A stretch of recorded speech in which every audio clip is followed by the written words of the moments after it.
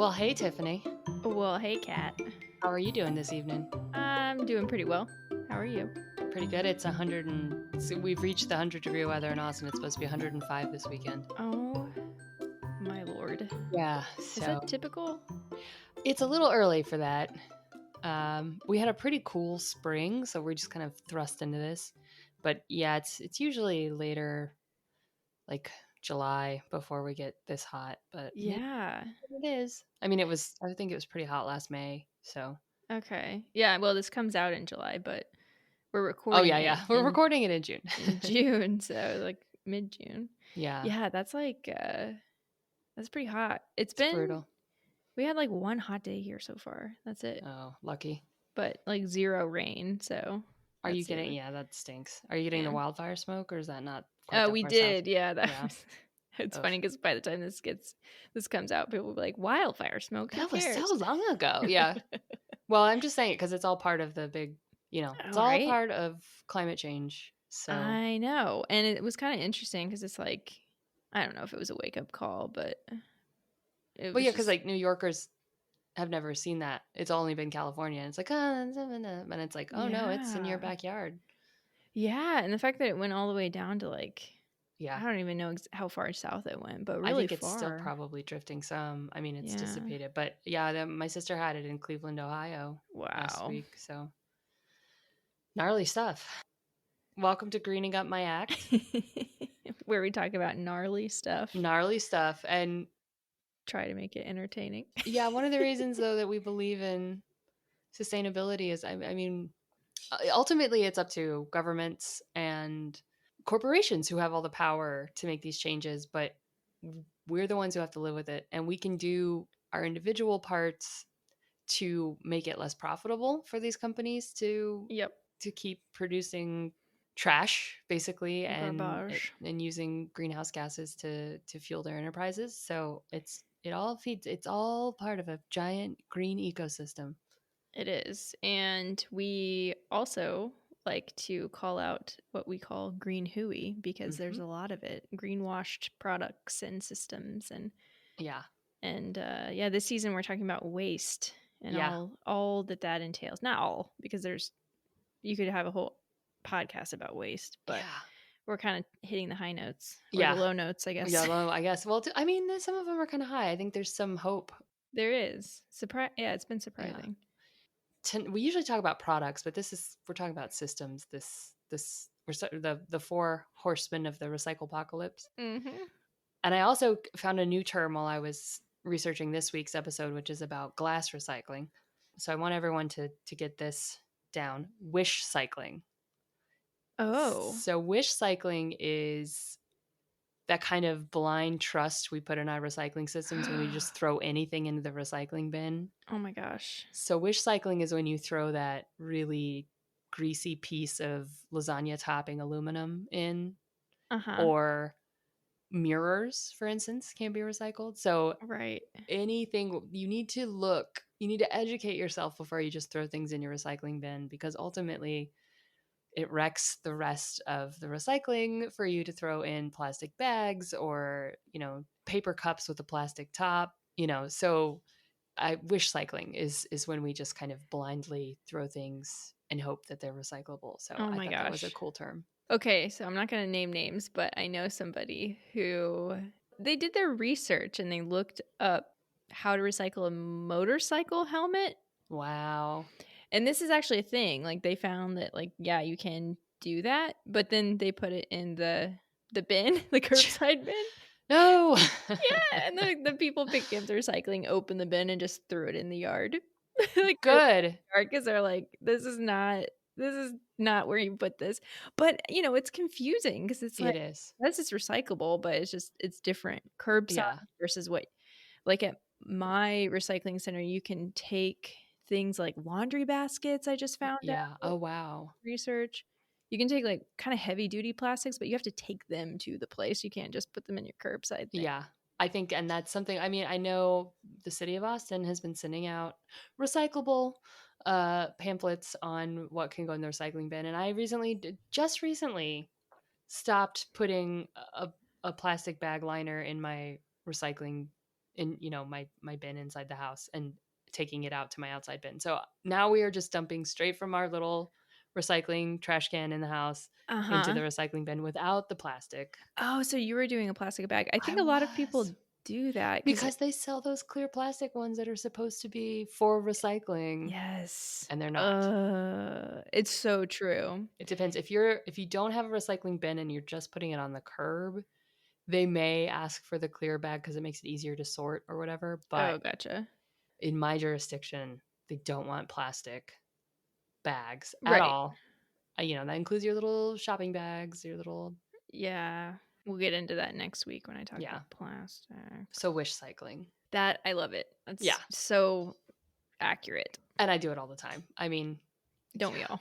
yeah. I'm probably not after doing this podcast. I'll probably be better about it. But let's dive in. So this week is our third horseman of the recycle apocalypse, which again, it ends up is kind of a My Little Pony. Spoiler alert. Oh my goodness. I'm so Yeah. happy. Yes. That just give you some hope. But so let's get into my sources for this week. I started with Glass Alliance Europe. They had an article about what is glass, and for the record, they're promoters of glass. So try to take everything there with a little grain of salt.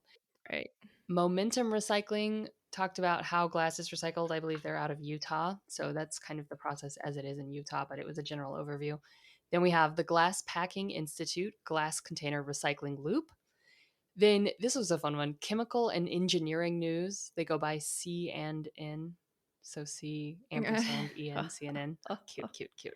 But why glass recycling in the US is broken. Super informative article. Highly recommend reading it. Ooh. And then Eco Promotional Materials had the benefits of recycling glass.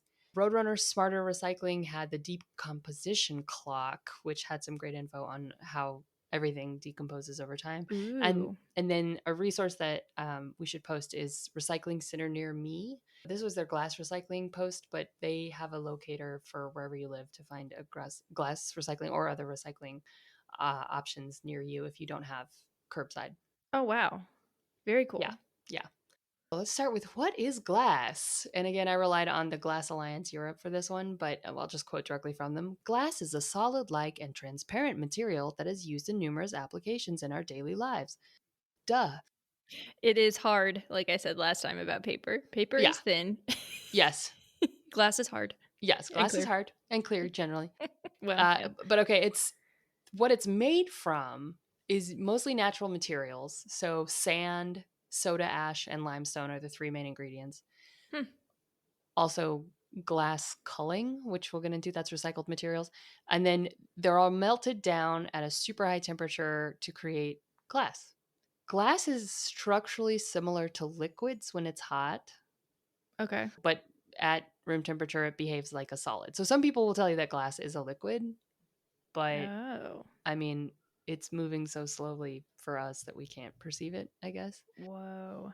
But because if you heat it up high enough, it turns into a liquid. Basically, it can be poured, blown, pressed, and molded into whatever shape you want, basically.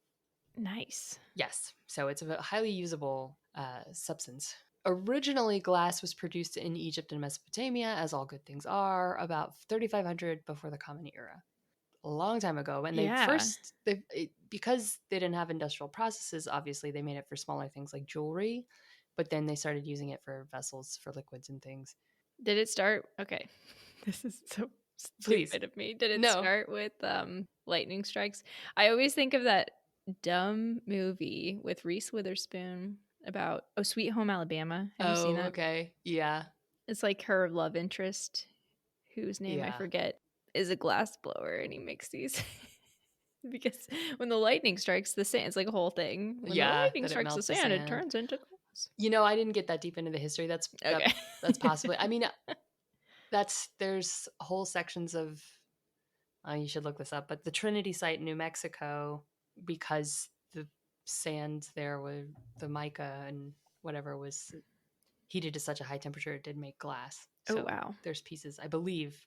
Someone from the nuclear weapons community is going to correct me on this, I'm sure. Right. Maybe someone we know, but but there is Trinity glass. I mean, it's extremely radioactive, but it exists. So anyway, yes, high heat plus sand equals glass. Cool.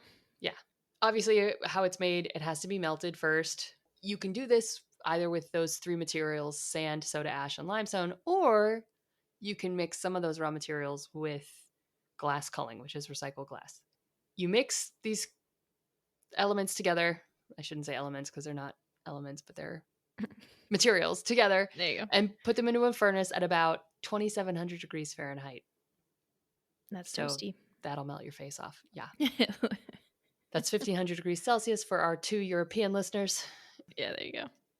I wonder if we could come up with another. There's like 15 lightning strikes or something for. Except that it had to be said in an American accent because we'll use anything but the metric system to Right. measure. Right. Lord. Then, yeah. Then the, well, or I guess, yeah, Celsius isn't metric, is it? Oh, lordy. Anyway, Well, is we'll it? Is just Celsius? it's not, but it's used by all the metric countries, right? Yeah.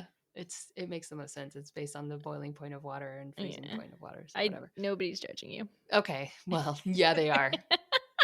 Well, they Sorry can to my screw rocket off. scientist friends who Okay, hate well, me now. maybe don't screw off your friends. Okay. But yeah. Anyway. Okay, well then the molten mixture is taken out to be cooled and shaped. You've probably seen glass blowing. Yes. Okay.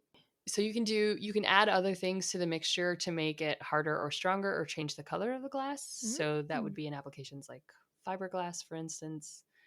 While that doesn't make it harder or stronger, that they use glass particles to make fiberglass. Okay. In the United States, there are 44 glass manufacturing plants in 21 states. Oh, 44? That's it? Yeah. Whoa, that's Yeah. low. Yeah, it seems low, right? And then there are 63 glass benefiting facilities, so places that process glass or glass products in 30 states. Whoa, that's also low. Yeah, Wow. something to keep in mind. And you got to assume the distance between them is pretty great. Right. So that's something to keep in mind when you think about glass recycling. Yeah.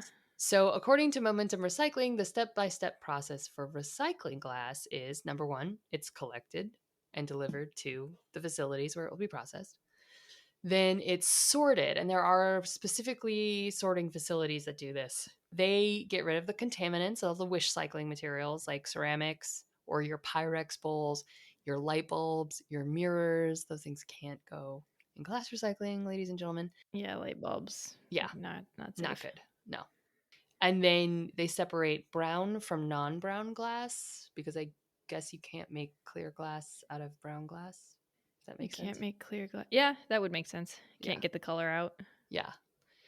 Okay. From there, after it's sorted, usually by individuals by hand, it's broken down by this machine that has 24 industrial hammers the size of your forearm that just kind of mashes the glass up. Okay. Into crude particles. This can create like a glass dust. And so they use a water mist to control the particulate matter. Oh. Keep it down. Glass dust sounds unsafe. Yeah. Is that something you want to inhale? Then it goes through a trommel, which is a revolving screen that sorts it into pieces that are 3/8 of an inch and 3/4 of an inch. That also at the same time detaches labels, corks, caps, and lids. Which go off to their own, hopefully, recycling bins. But because I always wonder, sometimes I put wine bottles with their corks in them in my bin, and I'm like, I don't know if I should do this. I would take it out. At the end of this episode, you'll probably want to clean glass as much as you can, but I would take it out. And then it goes through another process, a fluidized bed driver that heats the air underneath it to 190 degrees. They said it was kind of like an air hockey table where it kind of lifts the stuff up and heats the air under it. Interesting. Then it burns off label glue and any sugars or bacteria. Okay.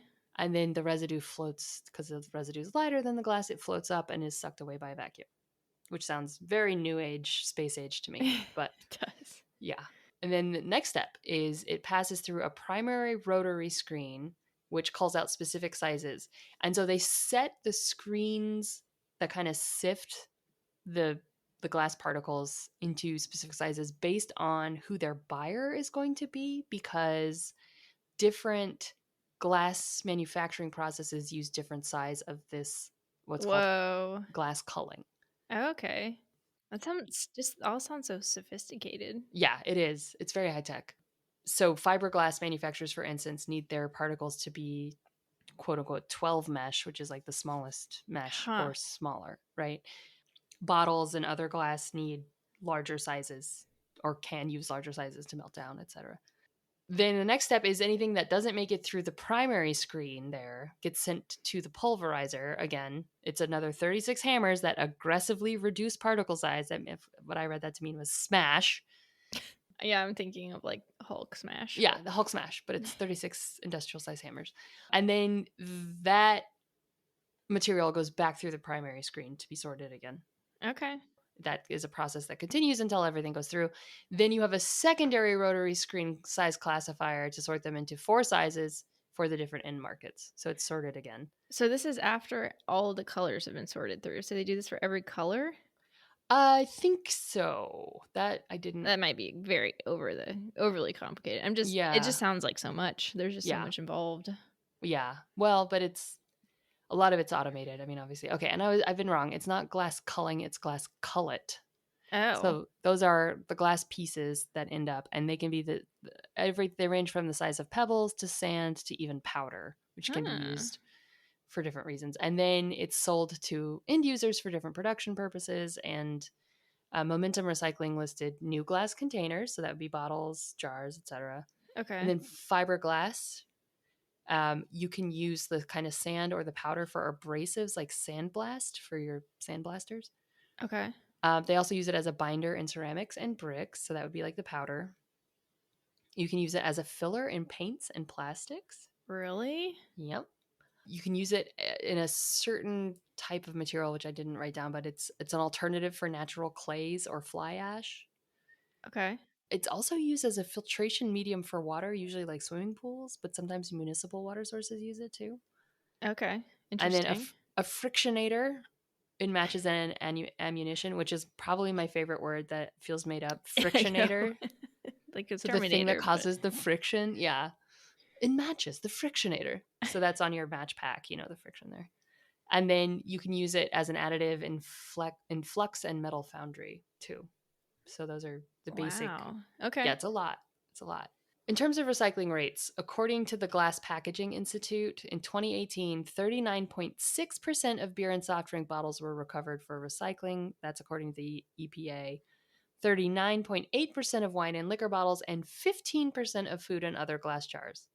So in total, 33.1% of all glass food and beverage containers were recycled in America in 2018. That's pretty low. That's super low. Super low. So what was the food and beverage? I'm trying to think of what comes in glass. It's like a regular food and beverage, or the last one. Salsa. Oh.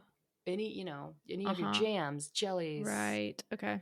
The container and fiberglass industries collectively purchased 3.35 million tons of recycled glass, which is remelted and repurposed for use in the production of new containers and fiberglass products. So they like it. Yeah. So we're going to start with the negative. Why wouldn't you recycle glass? Number one, we have to say this with every process. As a person who's devoted to green living, there's the obvious reason recycling glass is a process that uses energy and water resources. Mm-hmm. So if you're trying to reduce your individual footprint, you'd rather reuse a glass jar than have it recycled to make more glass jars. And we're doing a mini episode on that. Yes, and I'm very excited. Yeah. Okay, now also, according to the Roadrunner Smarter Recycling Decomposition Clock, glass takes 1 million years to decompose. Whoa. Yeah. I mean, it usually gets broken up. Obviously, if you've ever dropped something like a glass bottle on the street, you know that it's breakable. Yeah. So it usually, but generally, like if you just threw it in the landfill and it didn't break, 1 million years. Whoa. But eventually it would actually, just from pressure or something? Yeah, again, anything plus pressure equals biodegradable. Wow. That's insane. I love how that's like, it's just math. Yeah. Obviously, we haven't even been making glass for 1 million years. Right. We haven't even done that. There's not a single piece of glass that has decomposed on this planet. Well, that we know of. Okay, but the real reason that you would not recycle glass is because on a cultural level, the United States is just bad at it. So this is where the article from CNN comes in, and I'm just going to quote directly from them. There are many reasons why more glass isn't recycled in the U.S., says David Rue, an engineer at the Gas Technology Institute near Chicago, who recently completed a year-long study of U.S. glass recycling as a consultant. The US glass recycling shortfall comes down to the interplay between the quality and availability of cullet, so that's the glass particles, Mm-hmm. and the economics of making glass, Mm. he says. And he says the recycling rate discrepancies between the US and other countries result mainly from differences in government policy and consumer education and habits. So he says by understanding these hurdles to glass recycling, industry groups hope to boost the rate in the US. Just to brag it up about our European counterparts, most of them on average recycle glass at a rate of 90%. Whoa. Mm-hmm. That's not super surprising, I guess. I know. I mean, they're good at, but the big okay. So the big reason is they talk about the difference between single stream recycling and multi stream recycling. Okay, yeah. So single stream recycling is just curbside pickup at individual residences. That's what America generally does, Yeah, so we just throw it in all together and a and lot of wish cycling goes into it. yeah, like motorcycle helmets, uh-huh. Yeah, yeah. So multi stream recycling simplifies the process for the processors to do their work because it already separates glass from other materials like aluminum and paper. Uh-huh. So that's already cuts down economically on the process for the processors. It's like in the Netherlands. Yep, they have, and they may even have separate, glass, like clear glass goes here, I green think they glass goes did here, and brown actually. glass goes here. Yeah. So that makes it, if individuals put the effort in to do that, it makes it cheaper for the processors, because they don't have to spend as much money sorting. Something kind of interesting. I grew up in Indiana Yeah. and we never had curbside. Um, Oh, wow. we Yeah. barely had curbside trash. You have to pay like $10 for it or something. Anyway, never had curbside recycling, but you took your stuff to the recycling center and you had to sort it yourself. Yeah. I think. Mm, We had some of that in Albuquerque too. They didn't have curbside glass recycling. And so you had to take the glass yourself to a drop off point. right. The other thing about that multi stream process is that usually the glass that goes there is a lot cleaner than other glass already. Is it? Yeah. Because you're not going to take it in your car if it's just leaking gunk all over the place. Okay. I mean, that's part of it. So it can bypass those materials recovery facilities and go straight to the processors. Oh. The problem is that you have to be educated and willing to do this initial step. Right. Also, on a municipal and local level, it's cheaper for cities to implement single stream than multi stream. Interesting. Mm-hmm. Then another factor that goes into it, the distances in the US between all the facilities that are part of this process is way further than it is in Europe. So to transport the collected glass to the sorting facility and then from there to the processing facility that'll make, the glass cullet, that takes a It'll lot Hulk smash it more, up. Yeah. yeah, a lot more fossil fuel. And then to get it to the processing plants that create glass is even more, time, resources, and money, and fossil fuels, and, transportation and all those things. So the US is just too big and the processes are too spread out. Okay. Or excuse me, the processing facilities are too spread out for it to be as simple as it is in Europe. Yeah, it makes it. I mean, yeah, because European countries are like the size of Massachusetts. So. Yeah. So, yeah. Not really, So, but and at the same time, glass cullet quality and type can change how it is used. So, the cullet made from bottles and jars isn't compatible with window glass or fiberglass components.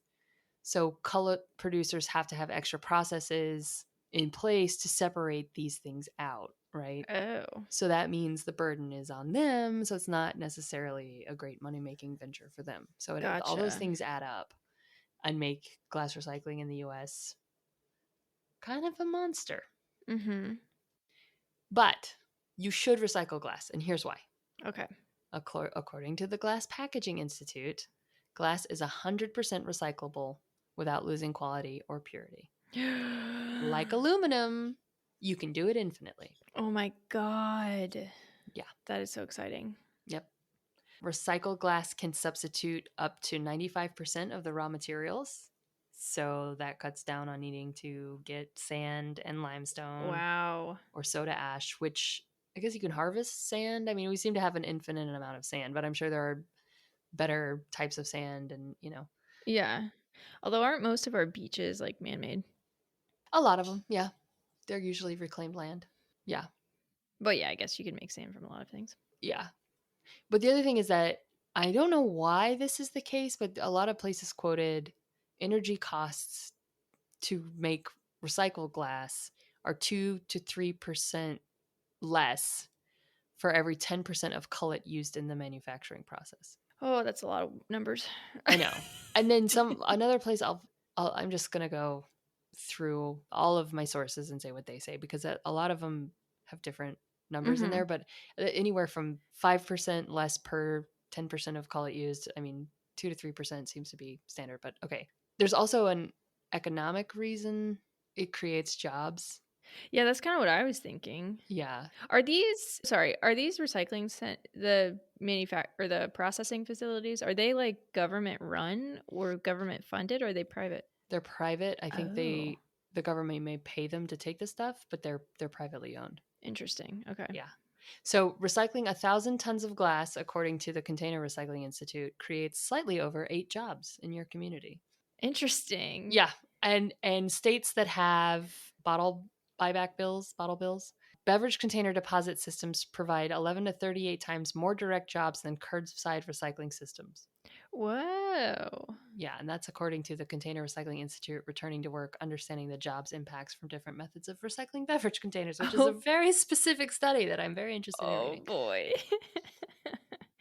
I love these Yeah, studies. I know. They're like the nerds that I mean, it's we're nerding out. So, Yeah, it's super helpful. yeah. But okay, according to our friend CNN,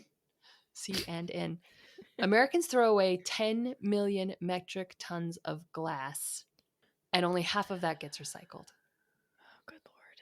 So That's per year? yeah, Oh my god. yeah.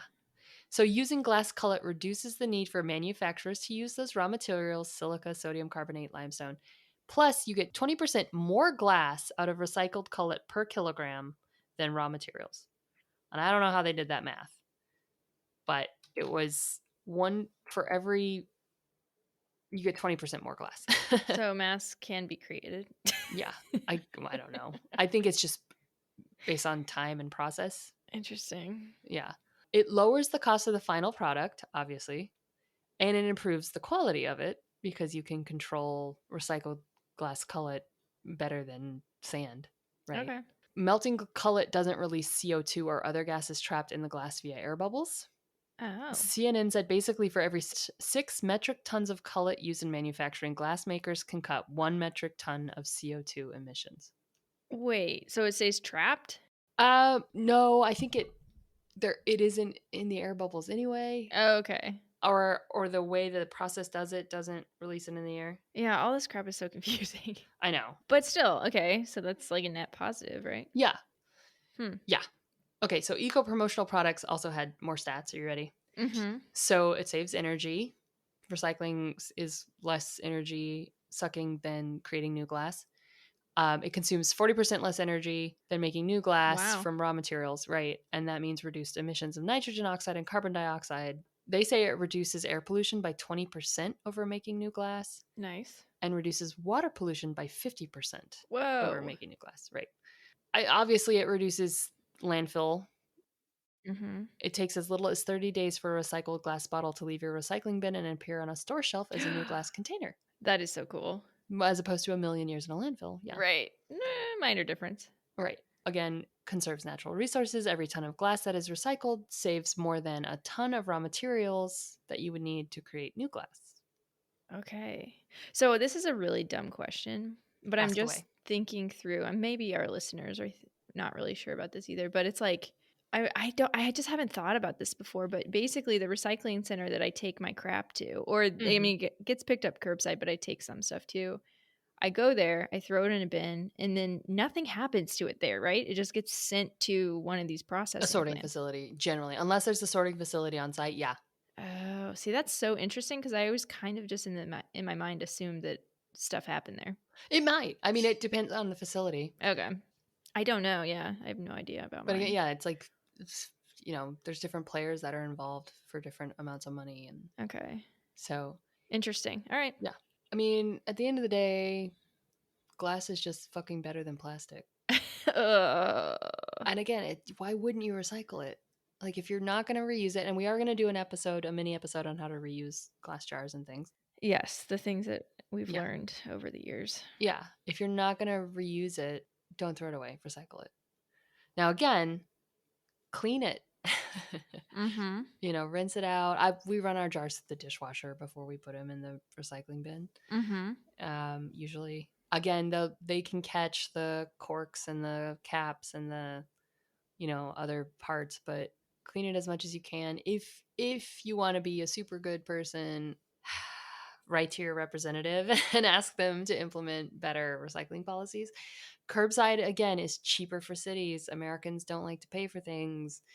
We don't like to pay taxes, and we like to wish cycle. We like to Yeah, just we don't throw like to whatever. go. Yeah. Yeah, we don't like to separate our aluminum from our paper from our. Yeah, go out of our way to Yeah, take the yeah. time for that stuff. If you live in a place that doesn't have curbside glass recycling, as my French teacher used to say, it's worth the pain. She would say it in French, ça vaut la peine, to take it to your local center. And if you live in a state that has bottle buyback, make some money off of it. Get your bottle bought back from you. It is worth it. It does make an impact. I think I looked that up. I don't remember. Maybe I looked up aluminum, but I looked up one because Indiana, my county at least, used to have that and they don't anymore. Yeah. Maybe it is a statewide thing, but yeah, it's cutting back on taxpayer. That money has to come from somewhere. So, I mean, I guess if they sell the glass to certain places for sorting and whatnot, they could make money back off of it. But it's part of a state budget. So, yep. Yeah, Yeah. it makes sense. So that's glass recycling in a nutshell. And Yay! my granola rating, Uh-huh. I gave it a 4 out of 5. A crunchy. I love it. Similar to aluminum. Again, the reason that it's not getting a 5 out of 5 is because Americans are lazy and the available systems for recycling hold us back. And that's not just because Americans are lazy, it's because we don't have the political system in place to prioritize these kinds of things. Yeah. Yeah, I was going to say, I mean, laziness is certainly part of it, but Yeah. it's also busyness and lack of clarity, I would say. Yeah, and we aren't particularly well educated on recycling. Right. But yeah, I will never throw a glass container in a trash can ever again. Oh, it just feels like bad to do. Yeah. I mean, even, I hate to say this, but even if it's broken into a bunch of pieces, if you can safely put it in your recycling bin, it gets. That's really interesting. Sometimes I'm trying to think of what I've done this with. Sometimes I put, yeah. I had like a glass pane from a picture frame. Yeah. And I didn't want the people collecting it to get cut. So I like put it in a paper bag. And I didn't know if that was Interesting. what was going to happen. That was definitely a wish cycling thing. I don't know what happened with it. It probably got thrown in the landfill. But I have heard that before because you kind of have to like think about your recycle folks. Like you can't throw in tin when you open your cans. You have the sharp round thing. Those are not recyclable because they can really cut people. Yeah. So glass is the same way. So I don't know what happens if it's in a paper bag, but yeah, it looks like broken glass cannot be recycled in Austin. Oh, really? They ask that you please wrap it in several layers of newspaper or seal it in a box and label the packaged glass before putting it in your trash cart. Trash. All right, so I think I got halfway there. Yeah, that's a bummer though. I wonder if it can be recycled elsewhere. I kind of doubt it. It's probably the same reason that what do you call those? The lids. They're not lids. They're the sharp tops of cans that you. Oh yeah, the tabs. Not even the tabs. Maybe. Oh. Like when you use a can opener, you have the like round top of the lid that comes apart, and that's like razors basically. Yeah. Anyways, it's probably the same reason because people can really cut themselves. Yeah. I mean, having broken glass. I'm going to have to show you how to open a can so that you don't have sharp edges. Oh, please do. I've actually, do. I feel like I've seen this online or something. You just do it backwards or something? You lay it sideways. So you know how let's see, vertically. You normally put the cutters on top of the can vertically. Yeah. If you lay it on its side, so you're spinning around horizontally. Okay. I'll take a video of it the next time I open a can. Yeah, do. It doesn't leave a rough top. Oh my gosh. That's awesome. That's Yeah. helpful. So maybe that would be recyclable then. I can increase my aluminum recycling. Oh yeah, for sure. Or tin. What is it again? Are they made from tin? They're named from aluminum. Well, those are 10. Yeah, 10 cans are different, but they're Okay. still recyclable. We Yeah. aren't doing one on them. I just found a blog called Recycle Coach that talks about whether or not broken glass is recyclable. They basically come down to call your local bottle accepting place. I'm going Oh, to put the link in interesting. our show notes as well. Well, the other thing that's confusing about that is that when they pour out bottles from my curbside bin into the truck, it all breaks to shit. So I know. that's kind of interesting. Yeah. Who knows? All right. But there you go. So that's Awesome. glass. I feel better about it now than I did. Me too. I feel better about, well, most recycling. Plastic was like I cried myself to sleep, but we'll get into that next week. Yeah. So I guess we should talk about next week.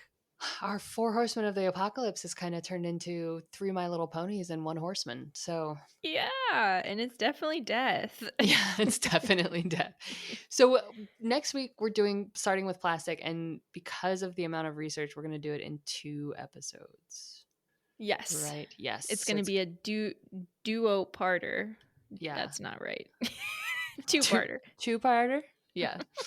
So, wow, I am concerned for my sleep after plastic. Maybe should be, to be honest. It's really disturbing. Yeah, it was just way too much and I couldn't do it in one. I wanted to give it the time it deserves because it really deserves some time. It's complex. I mean, obviously glass recycling systems I think that article by C and In that I had, I think everyone should read it just to kind of open your eyes as to what is holding us back. Right. And, we can do our parts, but there's a lot of policy that has to be made and a lot of players that aren't making money off of it, so they're not going to do anything about it. Right. And all of our all these links are in the show notes, so you can check them out. Yeah. So, well, wow. Yeah, email us your concerns about my take on how glass was first formed by lightning and or nuclear fission. We're at greeningupmyact@gmail.com. Yeah, send us an email if you have any requests or curiosities or questions. You can just do what our family does and message us personally if you know Right. us. Thanks, Julia. Thanks to my sister. Or Instagram. I like to respond to those messages too. Oh yeah, Tiffany does a great job at our Instagram, so kudos. Oh, thank you. Awesome. All right, well, we will see you next week, and thanks for listening. Yay, thank you. Bye. Bye.